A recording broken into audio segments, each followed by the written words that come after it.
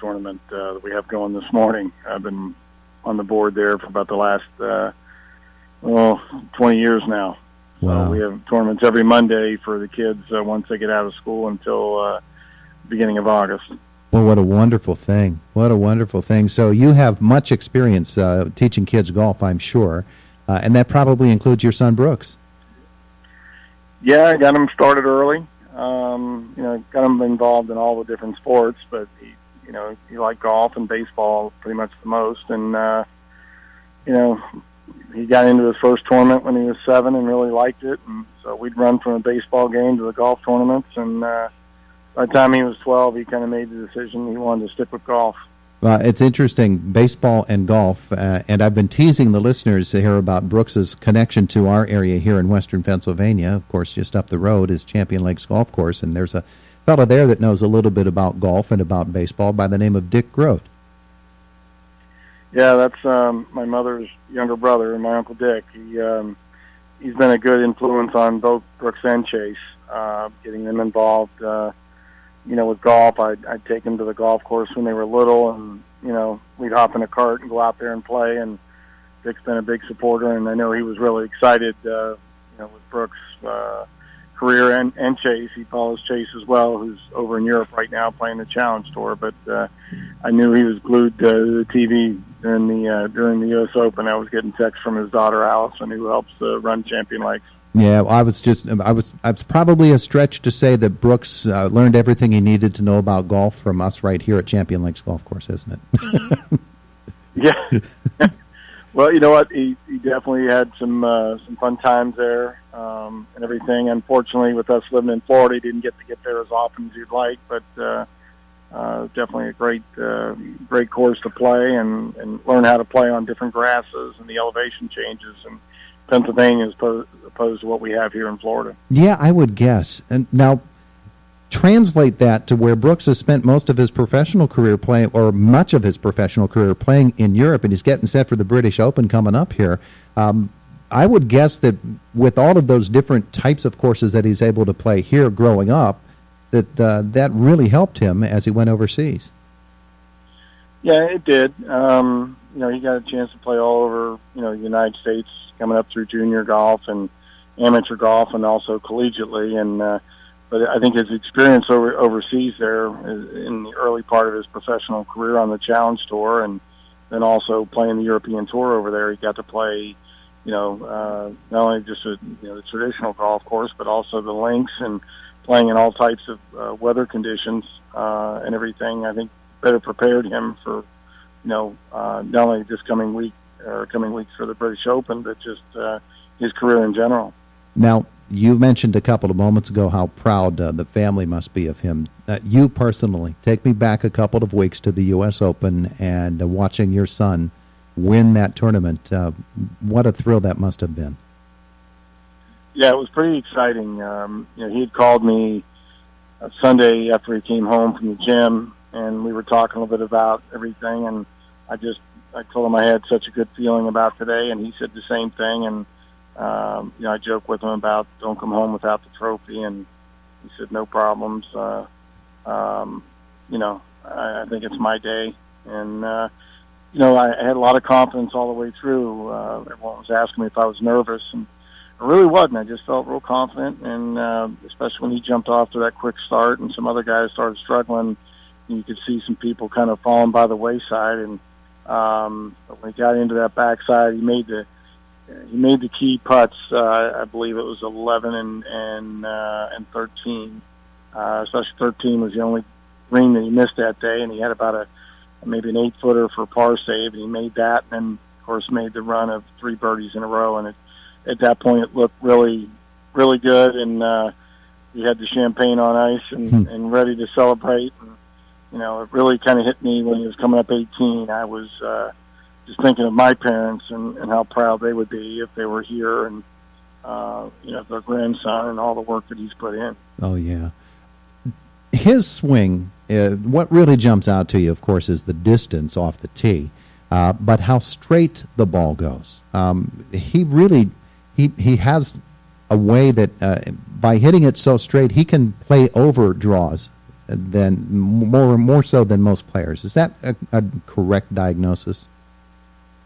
Yeah, he hits it high off the tee, so he can take a high trajectory. So he likes to cut the driver a little bit. And I know, like, you go to Augusta, the ninth hole, it's typically a draw hole. Well, he hits it high and just takes it up over the trees and lets it just fade right back into the fairway.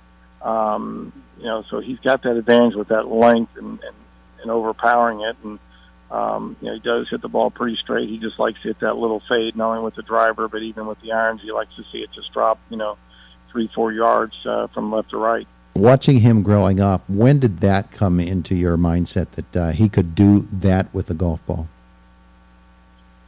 He was always a pretty good golfer, but he was never, one of the top golfers, whether it was coming through junior golf or collegiate golf or amateur golf. And one year, I believe it was his junior year in college, he had come back to the course one day and was showing me something one of the assistant coaches wanted him to do with hitting a fade, which was his go-to shot. And the guy was trying to tell him this is the way Ben Hogan did it. Bob Toski was there, and I said to Bob, I want you to come take a look at something. And he told Brooks, show me how you hit this fade this guy's showing you. And then he said, now how do you do it? And he had Brooks hit like 3 or 4 balls. He said, don't ever change that. He said, that's exactly how you execute the shot. And he asked him to flight a couple shots after that, and he was flighting them, and with a low cut and a high cut. And so Brooks went, was kind of done with his little mini session there of showing Mr. Toski some things, and went to hitting some more balls. And we went back to the clubhouse, and Bob said to me, he's going to win majors. And I'm like, really? And he said, I know it when I see it. And he said, this kid's got all the talent. And I was like, well, I hope you're right. And so far, he's got the major, and you need to put the S on the end of it now. No, yeah. Well, I mean, it's not just off the tee. It's the short game. It's every aspect of it. He had it going a couple of weeks ago. Tell me about getting ready for this week. Yeah, he took some time off. He just started practicing here a couple days ago. He's working hard at that, and he's going to, go over to the British Open early and get some extra rounds in over there. He knows he's going to have a little less time each day, because there's going to be a lot of media requests now after this win, and so he's striking it really good, and he's feeling really good about things. And it's not just driving. He's got good soft hands. He likes to flight wedges in, and right now he's putting probably as good as he's ever putted. Just watching him the other week was just amazing, because it just seemed like he was completely unflappable. I don't know whose side of the family that comes from, but you can go ahead and take credit for that if you want. You know what? I think